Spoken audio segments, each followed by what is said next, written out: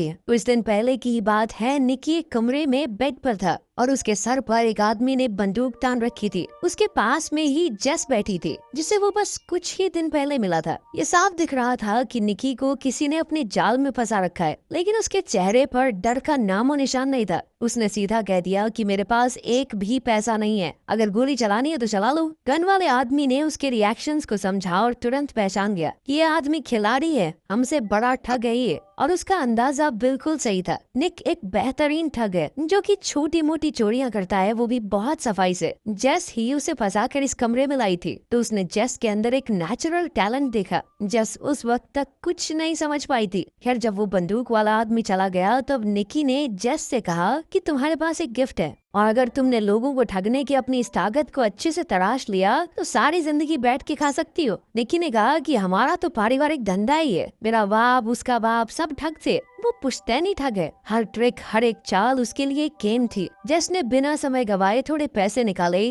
और कहा कि मैं आपसे सीखना चाहती हूँ। निकी ने भी समय बर्बाद करना जरूरी नहीं समझा। बाहर जाते वक्त भी निकी ने जेस की एक अंगूठी चुरा ली थी और उसे पता तक नहीं चला था। जब तक जेस समझ पाती कि हुआ क्या है, तब तक उसकी घड़ी भी गायब हो चुकी थी। और जब उसने हैंडबैग में घड़ी रखी तो निकी उसका वॉलेट निकाल चुका था। इन सारे कारनामों के बाद निकी ने कहा कि हाथ की सफाई, टाइमिंग और थोड़ा सा स्टाइल, बस यही चाहिए इस काम में। उस दिन निकी ने उसे गुड बाय के अलावा कुछ और नहीं कहा।